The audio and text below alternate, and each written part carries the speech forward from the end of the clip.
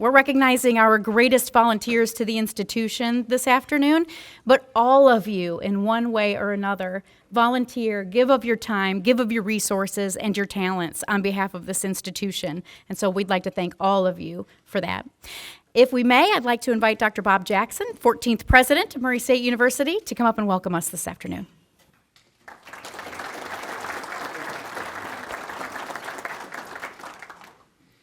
Thank you all, and it's good to see. I think this is the first time in 2 years we've had this event in person. And so it's good to see all these smiling faces, and I appreciate each of you being here today on a beautiful sunny day. It finally stopped raining, so we're grateful for that as well. First and foremost, in regard to this, I want to thank Carrie and her team, and Tina Burnett and her office, and Karen Linke, and the list goes on, a number of people who've really worked hard to make the events of this week and the events of next week really go smoothly. And if we could give them a round of applause, and just to thank them. So this is a favorite event of mine personally. And we get to recognize, as Carrie noted, some of our most active and outstanding alums of this institution with the Golden Horseshoe Award. And this is our centennial year. So it's our centennial class of Golden Horseshoe honorees. And we'll also recognize a distinguished presidential fellow today as well, and for his outstanding service to Murray State University and to this region and to the world, for that matter, in regard to the work that he does nationally for his current firm as well. So this will be a fun event, and also I want to thank our student pianist, Grayson Pate. And Grayson's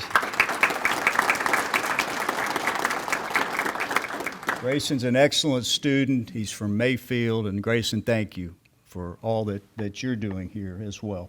There's a number of folks I'd like to recognize, and whenever you do this, you're going to leave someone out. And so I apologize in advance in regard to that. Now, all the honorees will be recognized a little bit later as well. So if I leave those individuals out, it's by design.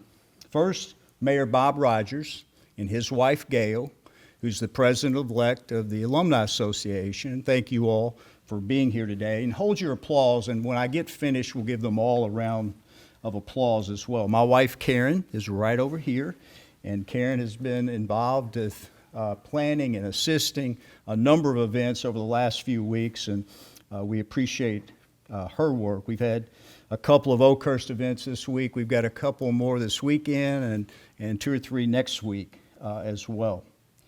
Our Board of Regents, our governing body of Murray State University, I want to point out Chair Eric Krigler, who's right here to my left.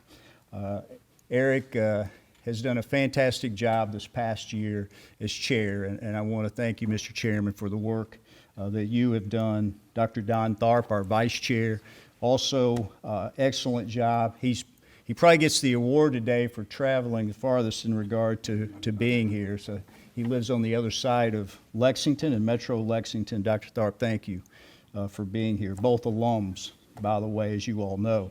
Dr. Robbie Fitch from here in Murray, most of you know quite well.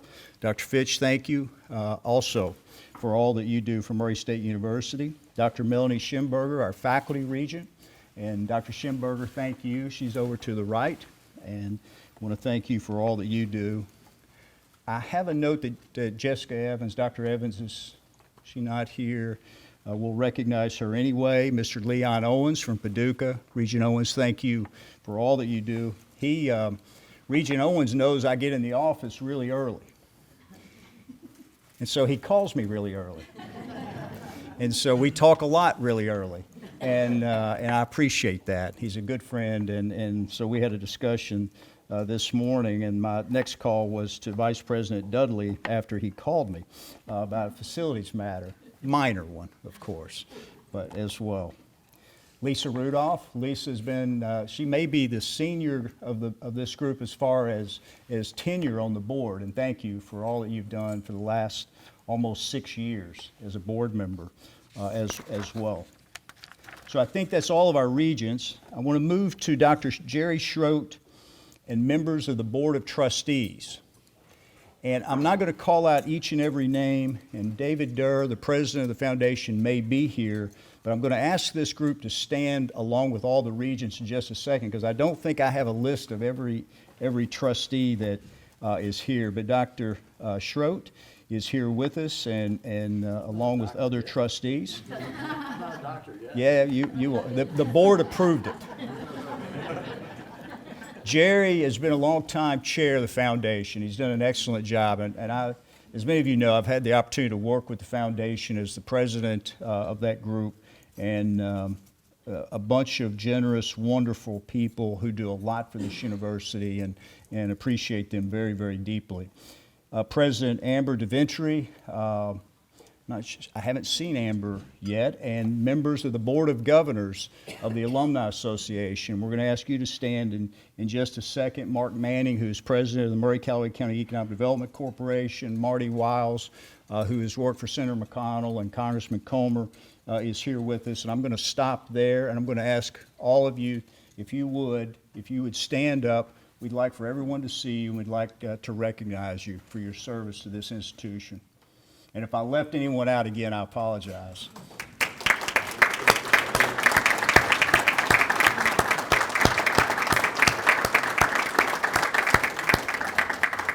These are the individuals who make this place run and run smoothly, and we're deeply grateful. Each Golden Horseshoe recipient in just a few minutes will receive a formal introduction. But I want to make a few key points. Carrie's going to introduce everyone and say, really give their bio and all of that here shortly.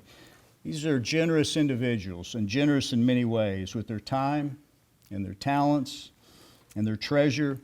They attend about every event imaginable. Seemingly every event, I see these individuals at academic programs and student activities and athletic events. Saw some of you in Evansville at the OVC tournament in Indianapolis, and the list goes on and on. We appreciate all that you do, but you bring great pride to this university, and you mean a lot to all of us personally, and you mean a great deal to the finest place we know.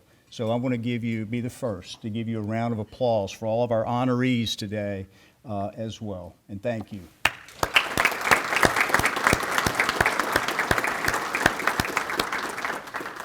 Now, Mr. Tab Brockman's stomach has been growling for about an hour, so I'm going to stop there, and we're going to have lunch, and then we're going to come back shortly for the rest of the program. And again, thank you all for being here. It's good to see you on this beautiful day, and enjoy lunch, and probably while you're still eating, we'll start the program. Had a wonderful legislative session, and Representative Imes, we appreciate your work, and we talk to you about every single day, either in person or by phone, and we're glad you're here with us, and I apologize for missing you earlier.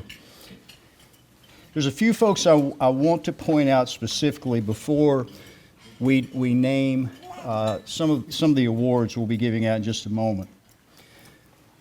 So in the fall of 2018, we started a process of looking at campus to determine how we might enhance some areas as we approached our centennial. And some of the items that we looked at were statues of Dr. John W. Carr, as an example, and Racer 1, in regard, again, bronze statues to enhance this wonderful university. Carr Health did not have Dr. Carr's name on it, as an example. And we asked the Board of Regents to rename that building, and it was unanimously done. It's John W. Carr Hall today. And also you'll see, if you haven't, you should go visit Dr. Carr.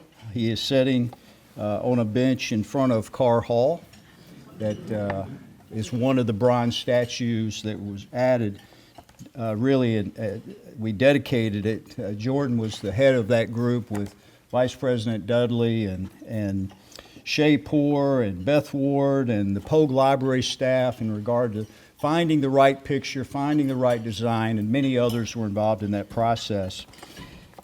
But that added a lot to our campus. Most did not know who Dr. Carr was or is.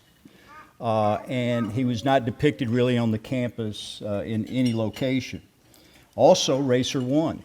And some of us will remember that are sitting in this room today, we've talked about adding a statue of Racer One for 20 plus years on this campus. And we just never got it done. Just for a lot of reasons, financial reasons mostly. So we went through that process. Those were two things we wanted to do. In the fall of 2019, Dr. and Mrs. Jack Rose wanted to talk about how can we enhance campus? How can we help Murray State enhance campus even further? And Janice, I remember it was also on a beautiful day. We drove around for a couple of hours. I thought we'd be gone an hour, but Dr. Rose wanted to stop and talk and look at everything, and I appreciated him so much and what he did and what he has done for many years, what he did for many years for this university. And we talked about these two major statues, these two major bronze statues that we wanted to add to campus. Most of you know this, the late Dr. Jack Rose was a retired professor. He was Dean of the College of Education and Human Services. Dr. Schimberger, he was also a faculty regent. He was superintendent of Callaway County Schools. He was mayor of Murray, Mayor Rogers, as you know quite well, among many other civic duties that he assumed. Janice is a lifelong educator in Callaway County. Both are alums of this institution, both love this institution. But they decided to make a major gift to assist with these bronze statues of these two new additions to campus that were dedicated at homecoming in 2020. And that was a light homecoming, as most of you will remember. But we had the ribbon cutting and we had the dedication. We didn't have the crowds. For obvious reasons, and I wanted to point out today, and I wanted to thank Janice, the late Dr. Rose, John, we're so glad you're joining us today as well, and I want us to give them a round of applause.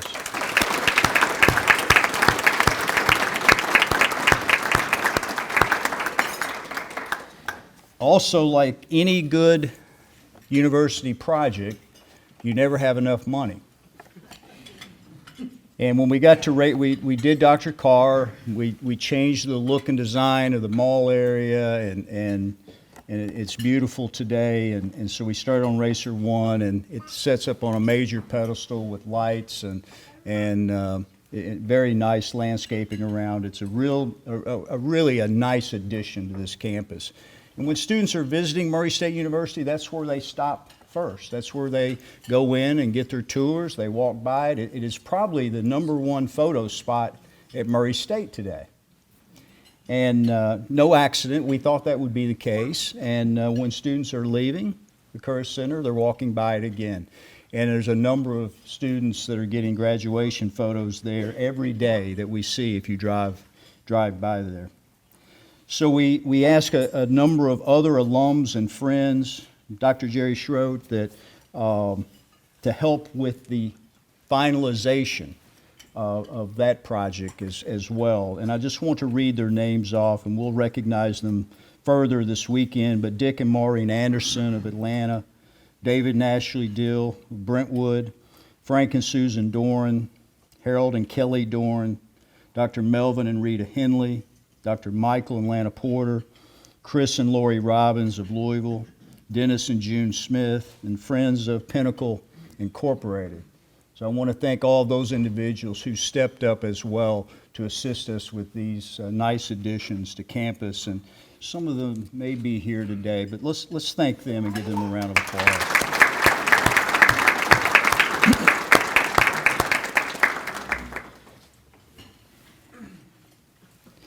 The Distinguished Presidential Fellow Award is an award presented to alumni, faculty, staff, and friends of Murray State University for outstanding contributions, support, and lifetime achievements.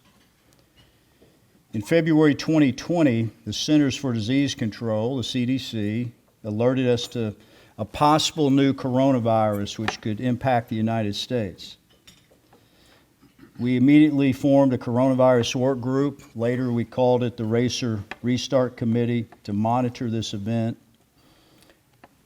We were preparing for possible next steps, not knowing what those would be, of course. We learned very quickly, Coach Hood, that there was no playbook for a coronavirus or a pandemic that was coming.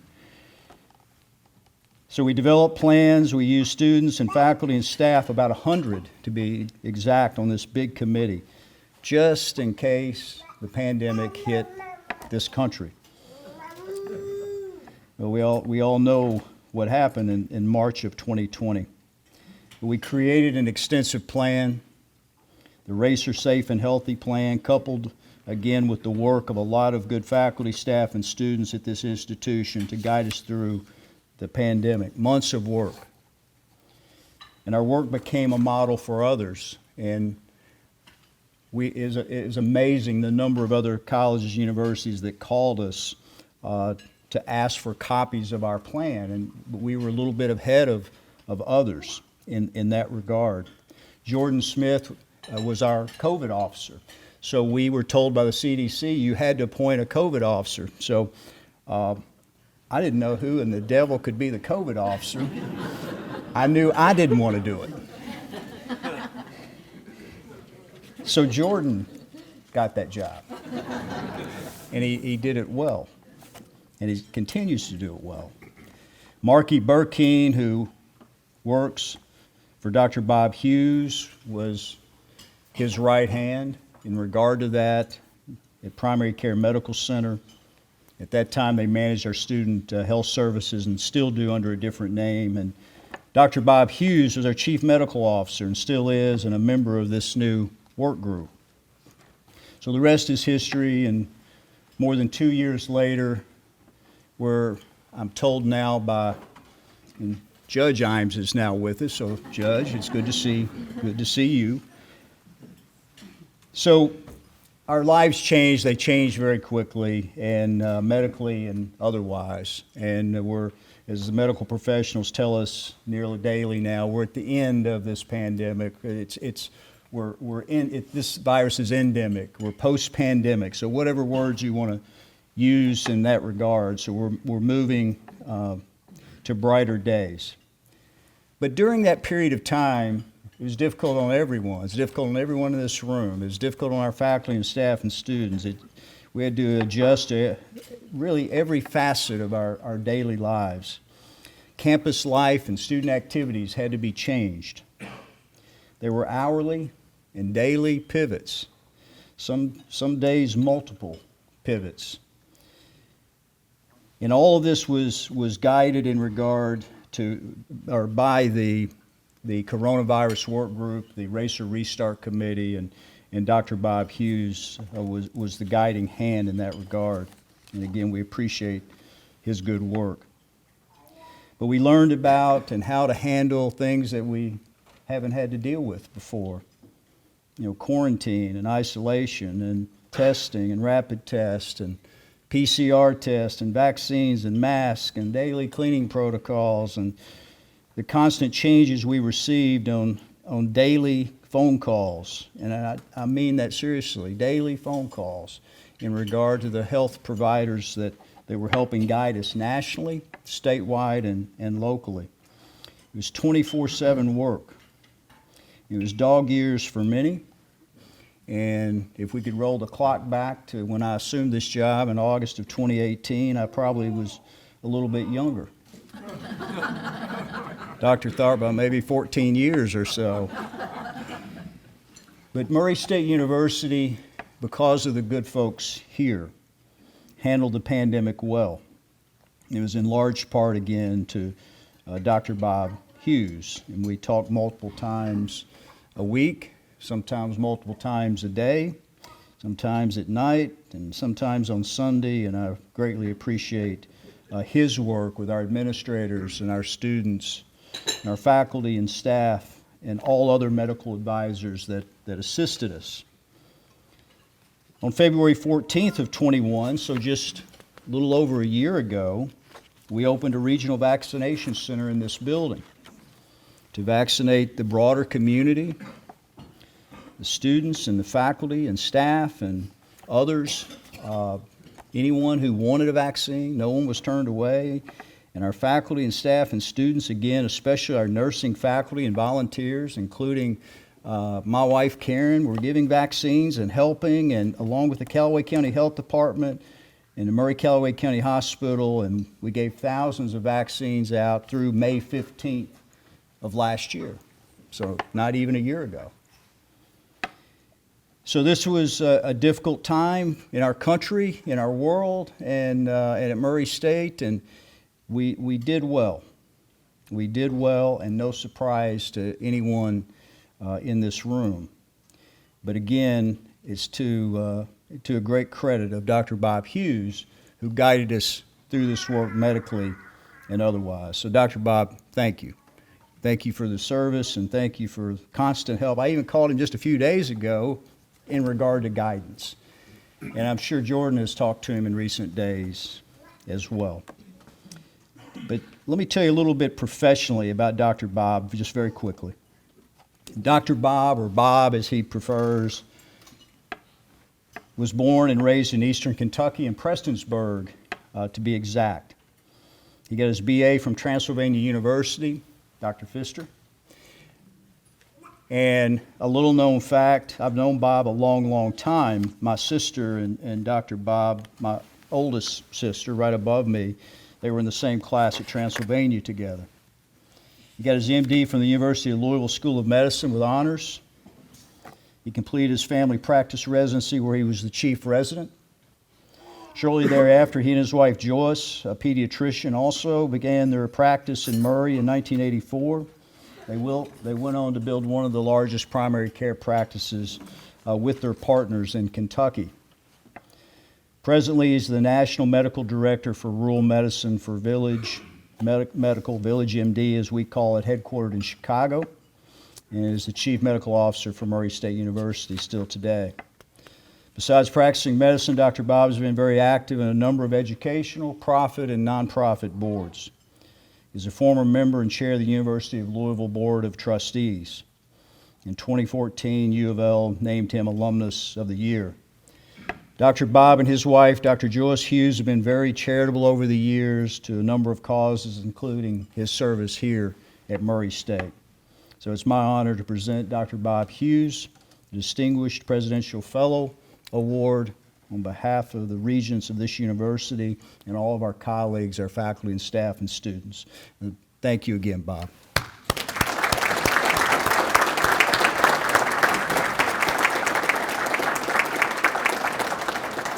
Bob, if you would come forward. You are now an honorary alumnus and degree holder of this fine institution. I know where I'll put it. Thank you very much. Thank you. Thank you. Did you want me to say? Absolutely. It's yours.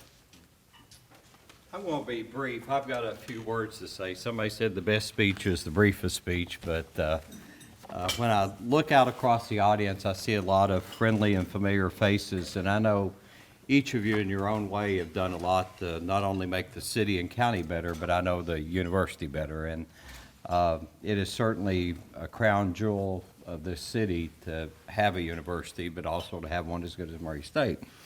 I'm not going to say too much, but Bob and I go back to the early 90s. The very first time I met him, he showed up on the front porch with then Lieutenant Governor Brereton Jones, and he was running his campaign in the county. And he came in, and as a result of that, it was the only county in the purchase area that Brereton won.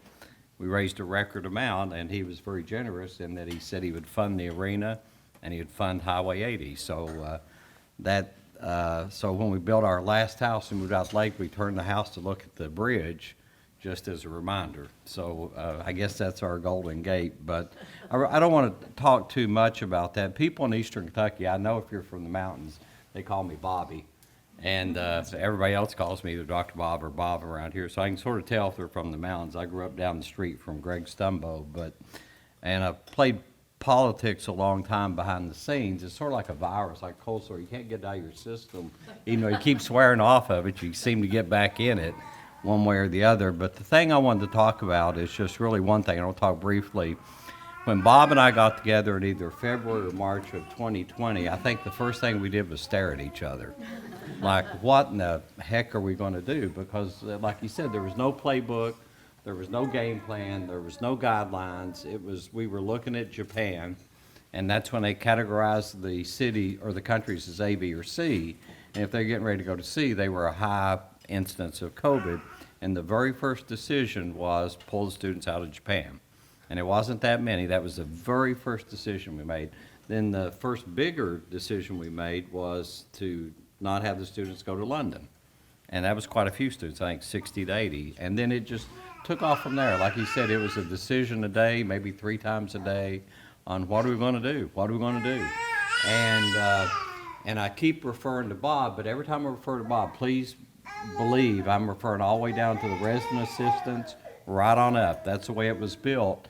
And then it went out to the regional campuses as to how to respond to this. And there was a whole lot of people involved. And in his management team, I came to know a lot of those people really well and developed an appreciation for them, because the common bond that I seemed to find in every single one of them was the love for this institution.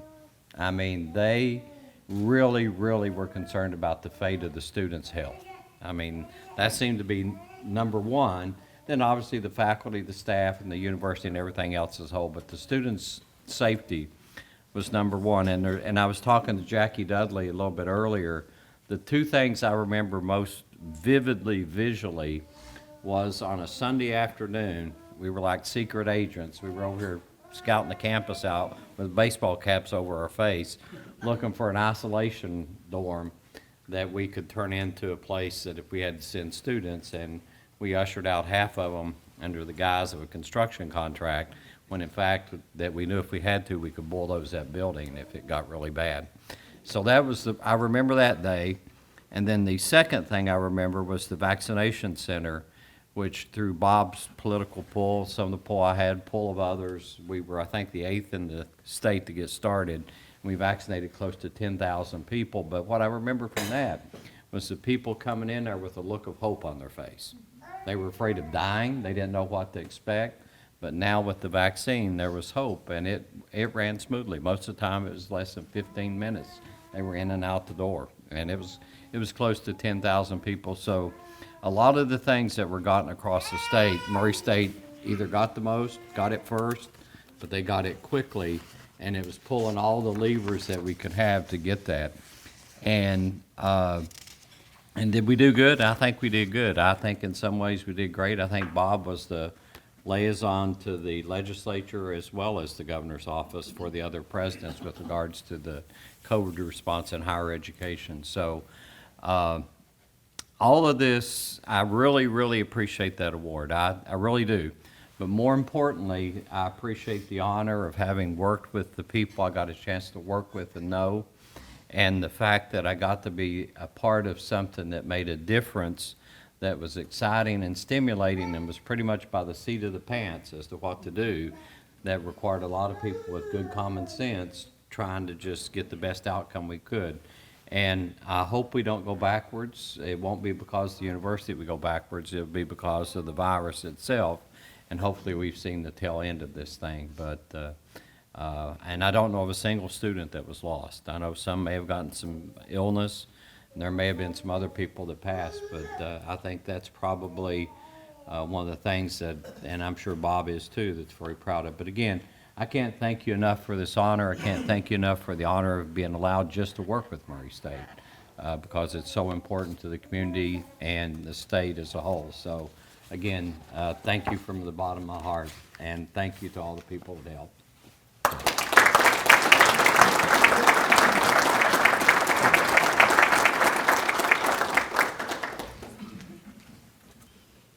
Thank you, Dr. Hughes. We appreciate that so much, and we appreciate you. I'll tell you what I remember the most in those early meetings.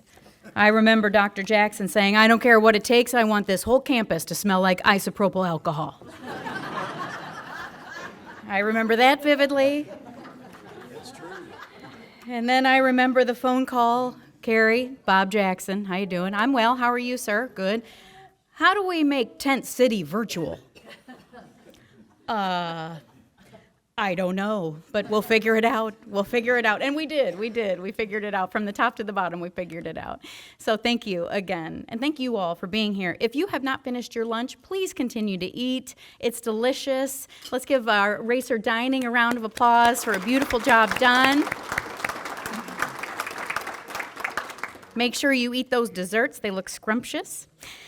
So let's go ahead and honor our Golden Horseshoe recipients. The Golden Horseshoe Award has played an important role in the latter half of Murray State's 100-year history.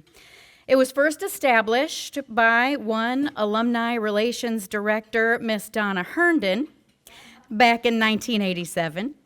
One of the many traditions on this campus that still hold today, Miss Donna, under your wise leadership.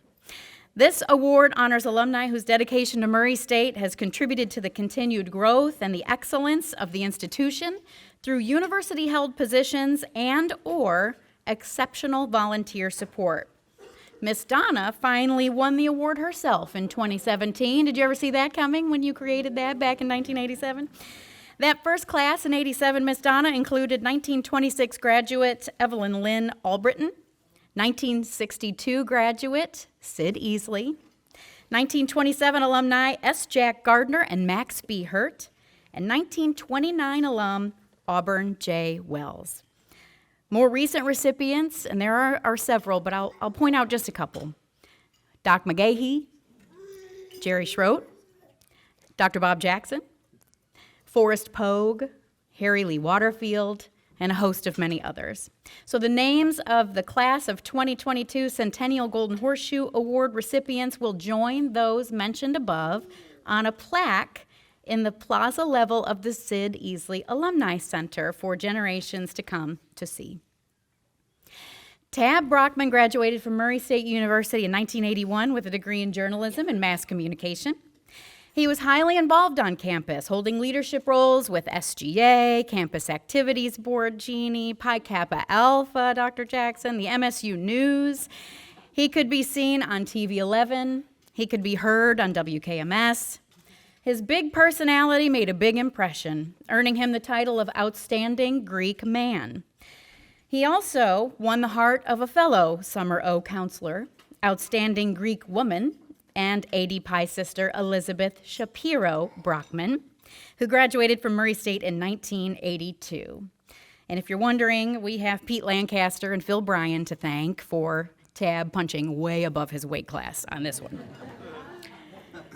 Tab's service to the institution has never wavered in the 40 years since his graduation. He's currently the immediate past president of the Murray State University Alumni Association Board of Governors. Pending a vote of the board tomorrow, he will enter into his third term on the board. Might be close, Tab. I don't know. We'll see. As a governor, he's always the first to raise his hand, always. He picks up the phone, he calls, he says, "What can I do to help?" He's also served in official capacities on the Department of Journalism and Mass Communications Advisory Board and as campus chapter advisor for Pi Kappa Alpha. He and Beth have hosted alumni events and activities in Murray, in Louisville, in Hopkinsville, and for nearly a decade, Tab put one of his many talents, photography, to work on behalf of the institution as he photographed voluntarily racer football and basketball. He's also a prolific recruiter. Few racers wear the blue and gold louder and prouder or more frequently than Tab Brockman. Two of his favorite recruits are with us today, son Tyler and son Casey. Tyler graduated in 2011 and Casey in 2013, both of whom, Coach Hood, played racer football. In fact, there are 7 Brockmans who graduated from Murray State, including Tab's brother Jack, daughters-in-law who are here today as well, Blair Lane Brockman and Maddie Plyman Brockman. He and BB, as Beth is called, are currently working on the next generation of racer recruits and their grandchildren, one of whom is with us today, Tanner, Sophie, and Harper. And I do have to tell just a quick story. When I called Tab to tell him that he had won this honor, he was babysitting Harper and Sophie, all by himself. And I said, "What are you doing?" And he said, "You got time for a FaceTime?" I said, "I do." All of a sudden, my FaceTime rings, and there is just a screen full of grandbaby. And they are grabbing the phone, and they are talking, and we laughed through the entire phone call watching those two beautiful grandbabies. As the superintendent of Hopkinsville Division of Parks and Rec, Tab has solidly expanded the racer hoof print within Christian County and the surrounding area, something he's done at every destination within his career. Fun fact, Tab and Beth, in 45 years, have only missed one homecoming. One. No matter where they roam, Murray State is always their home. Congratulations to our Golden Horseshoe recipient, Tab Brockman.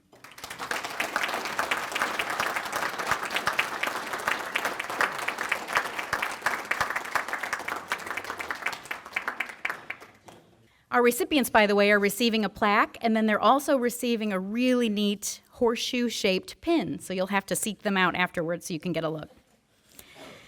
Pamela Stocks Butler graduated from Murray State with a bachelor's in occupational safety and health in 1979, a master's in counseling in 1981, and a specialist degree in college teaching with an emphasis in counseling in 1984.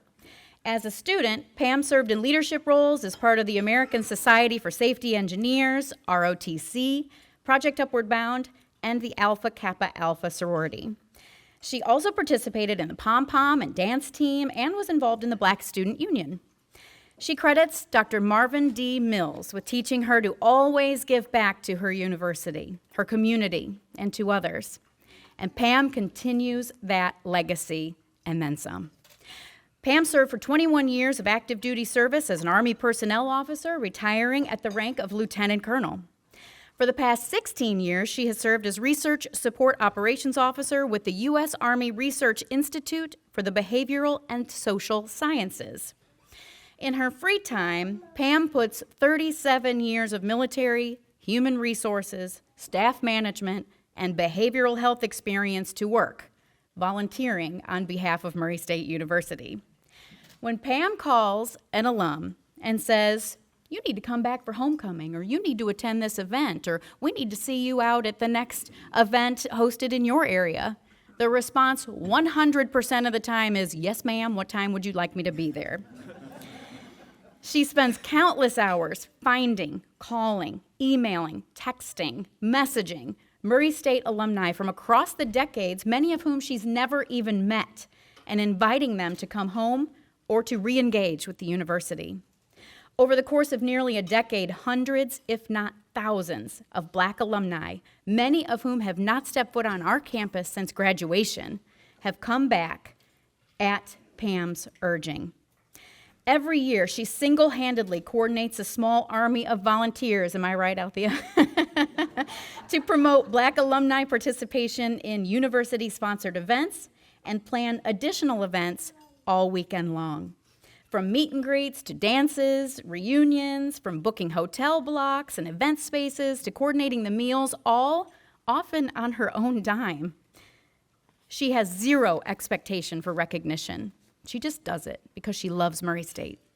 Last homecoming, Pam played an integral role in planning and executing the 65th anniversary homecoming, networking, and award ceremony, commemorating 65 years since Murray State's integration, and personally arranged, from what I understand, more than 100 hotel rooms in this region to get people to come back and stay. Pam currently serves as Vice President of Membership for the MSUAA Black Alumni Network and has finally, this year, allowed me to talk her into serving in an official capacity on the MSUAA Board of Governors.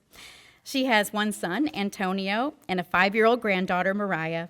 She also enjoys spending some time with this guy, her fiance, racer football, and proud Q dog, Kenny Davis. Congratulations, Pam Stocks Butler.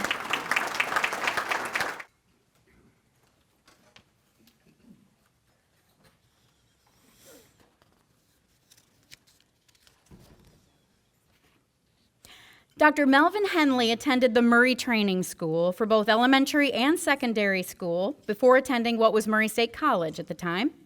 It took him just 3 years to earn a bachelor's degree in math, chemistry, and physics in 1961. He received a Doctor of Philosophy degree in chemistry in 1964 and then doubled back and thought, hey, why not get an MBA in 1990? As a student, Melvin was active in the American Chemical Society and the American Physics Society. You were not doing a lot of girl chasing at that time, were you, Mr. Melvin? Yeah.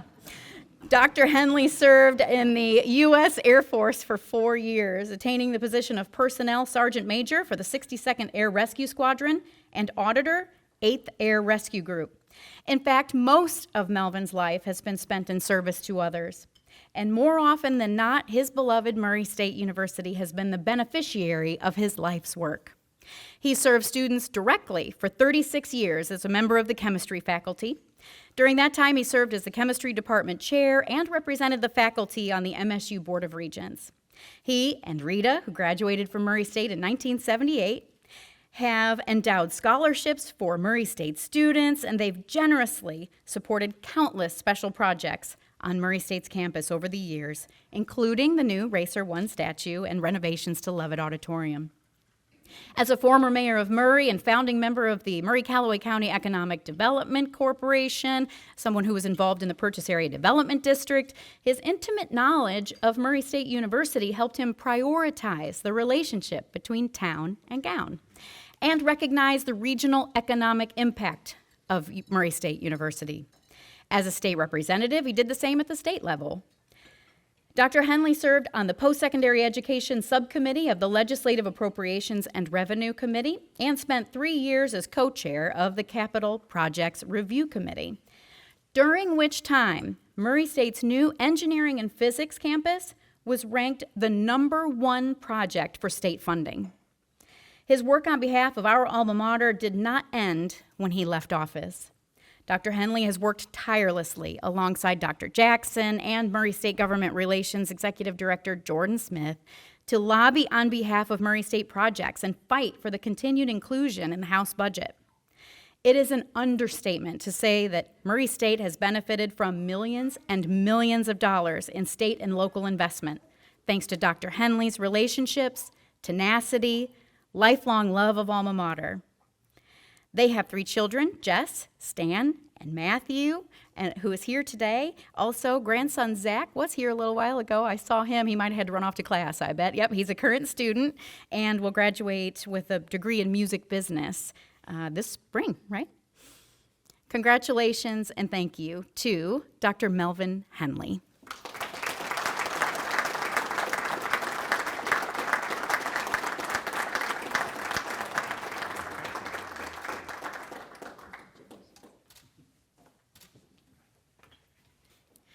Chief Jeffrey Big Daddy Liles.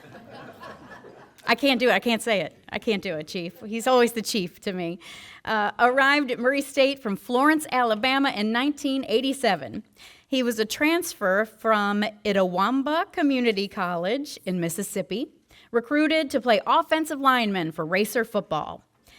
It's during this time as a student athlete, under the mentorship of many professors and coaches, coachhood, that Chief Liles says he developed the leadership skills, the work ethic, the character that prepared him for a career in law enforcement, and eventually as the chief of police for the city of Murray. He graduated from Murray State in 1990, and in 1991, he married Missy and began his career with the Murray Police Department. Behind the scenes, Chief Liles has prioritized a close working relationship between his department and the Murray State University Police Department in order to foster growth and positivity and public trust among our students and our community members. His most visible volunteer support of Murray State can be seen to this day on the gridiron. For more than a decade, Racer football fans have cheered as Chief Liles races out onto the field with the team, beginning at almost every home game.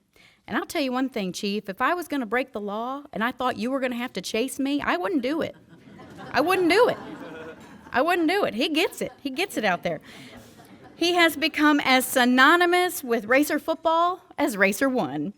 He can be seen on the sidelines for both home games and road trips, providing security for the coaching staff, encouragement, and maybe a little bit of coaching to the players, and serving as the consummate reminder of Racer football's rich legacy here at Murray State. What you may not know, however, is that Chief Liles, Coach Liles, that's appropriate too, Chief Liles is now that coach and that mentor, providing valuable life lessons about leadership and work ethic and character for a whole new generation of current student athletes, active brothers of his fraternity, Omega Psi Phi, and students who participate in programming within the university's Office of Multicultural Initiatives. In 2019, Kenny, he was honored by his brothers as the Omega Psi Phi Man of the Year, the highest honor that can be bestowed upon an Omega man. And in 2021, he began his first term, I'm proud to say, as a member of the Murray State University Alumni Association Board of Governors. Congratulations, Chief Jeff Liles.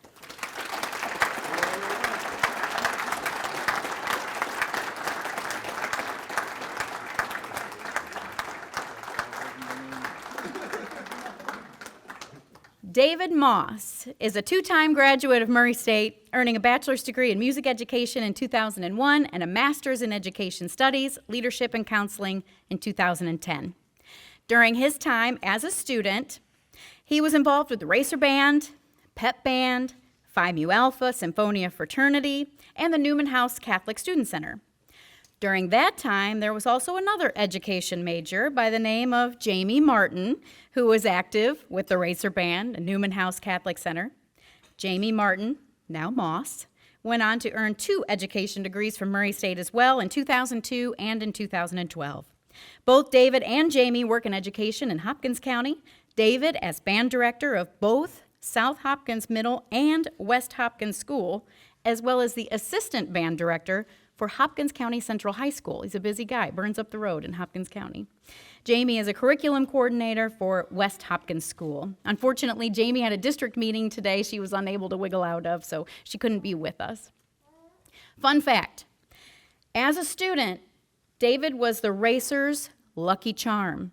When he played in the pep band, men's basketball never lost a home game. Their record was 49-3 when David was playing. The saxophone, not basketball. The Racers even went on to the tournament 3 times in a row. They haven't done that since. Coincidence? I think not.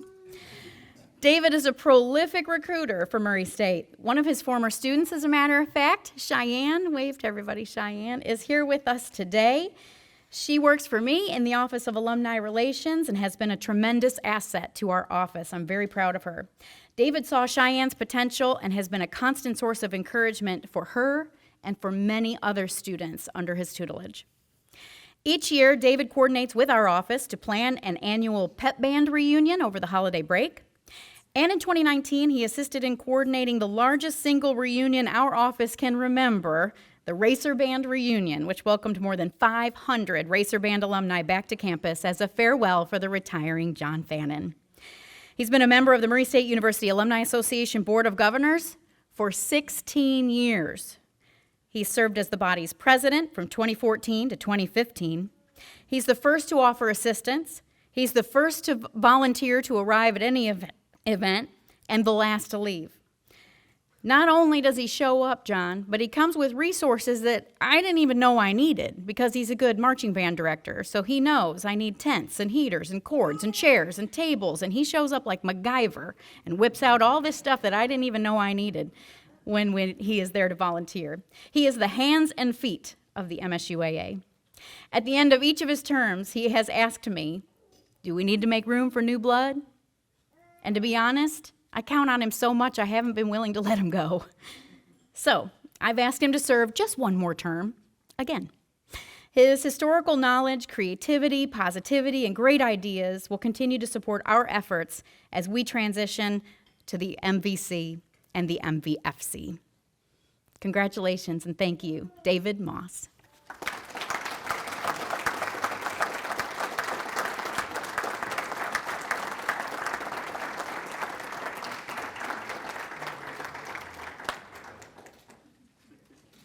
J. Ronald Ronny Pryor graduated from Murray State University with degrees in agriculture, a bachelor's in 1979, and a master's in 1983.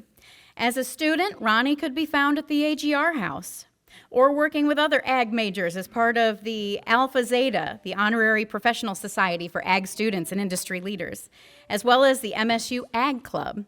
He told me that he was here a year before he realized it was actually an education he was supposed to be getting. Well, it worked out. He was clearly outstanding in his field because he found a way to catch the eye of 1981 Murray State education grad and Kappa Delta sister Karen Kissel Pryor. Personally, Ronny and his wife are active members of the Alumni Association, generous donors to the institution, frequent guests and hosts of Murray State events in both Louisville and Frankfort. But as part of his professional relationship with Murray State, Ronny's work has and continues to provide transformational and historic impact on this campus that will bring this university into the next 100 years. As founder and president of Capital Solutions LLC, Ronny lobbies on behalf of the university to ensure that his alma mater is top of mind when resources are being allocated for higher education in Frankfort and beyond. In no small part to Ronny's leadership and influence, this most recent legislative session marks one of the most beneficial to higher education and specifically to Murray State University in a decade. Ronny regretted that he was unable to join us today to accept his reward. He was very humbled, and he asked that I send his regards. He and his wife are en route to Europe for a bucket list vacation, and we will be sure to present that award to him and his plaque upon his return. So big round of applause for Ronny Pryor.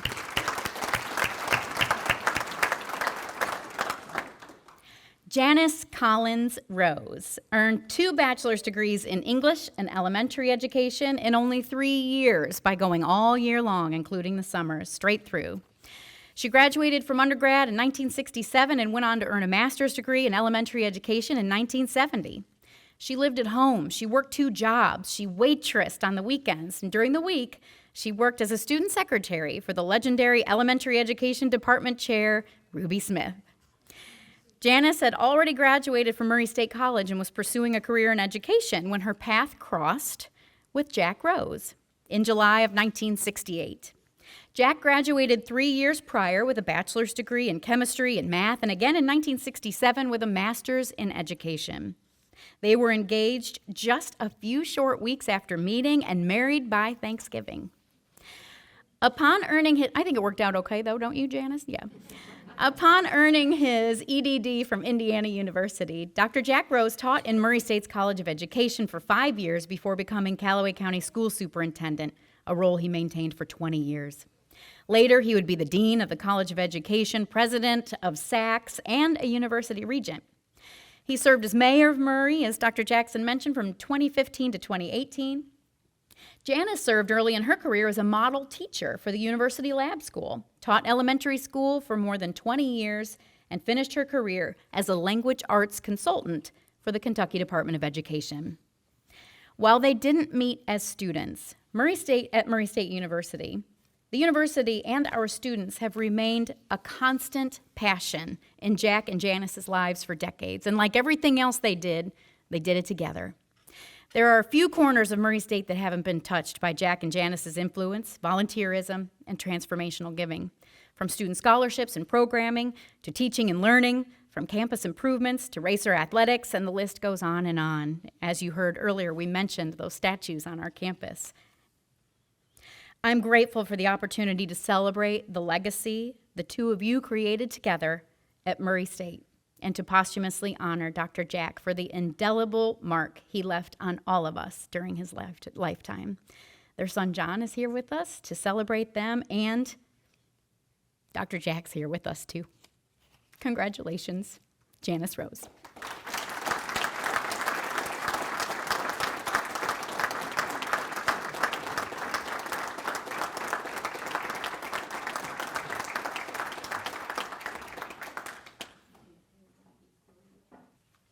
And last, but certainly not least, Elizabeth Ann Betsy Schroedt came to Murray State from Henderson, Kentucky in 1959. It was during a freshman first nighter that fall that she first met Jerry. Fun fact, Betsy and Jerry realized that night at that first freshman first nighter that they were rivals in the race for freshman representative on the student council. Who do you think won? Betsy. As a student, Betsy made a name for herself on campus. She was a campus notable. She was heavily involved in her sorority, Tri Sigma. Many of her sisters are here with her today. The Ace Society, SNEA, and Campus Lights. That freshman year, Jerry, that election loss, that must have really stung because they were seniors when he finally asked her out on a date to go to the Playboy ball together. Well, that night she knocked him off his feet and has continued to do so for nearly 60 years. In 1963, Betsy graduated with a degree in elementary education, and Jerry earned a bachelor's degree in history. Another fun fact, I think this is true, you proposed to Betsy at Pogue Library? No. Paris Landing. Paris Landing, okay, all right. Strike that from the record, strike that from the record. Jerry and Betsy have spent decades providing life-changing opportunities for Murray State students.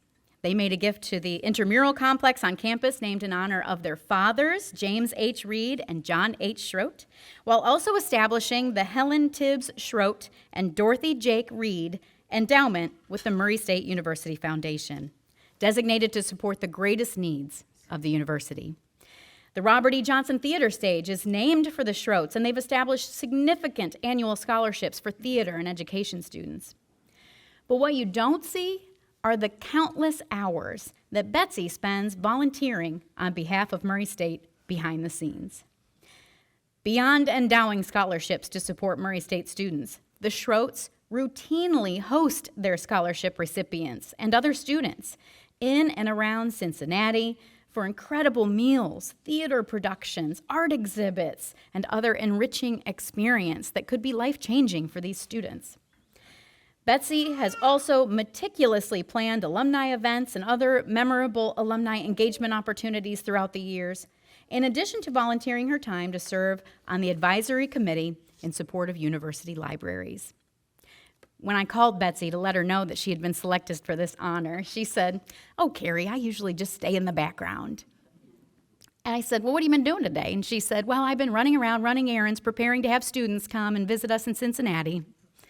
That embodies Betsy. Congratulations, Elizabeth Ann Schroedt.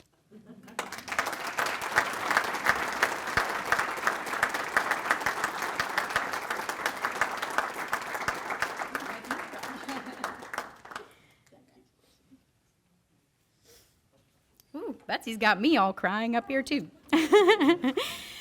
Let's give them all one more big round of applause. Congratulations.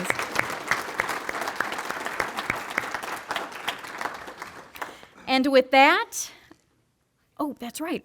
Thank you, Dr. Jackson. We need to get a photograph of all of our recipients. So before you take off, you take your time, say hello to your friends and neighbors and guests. But before you leave this room, we'd like to get a photograph over here of all of our recipients and honorees today.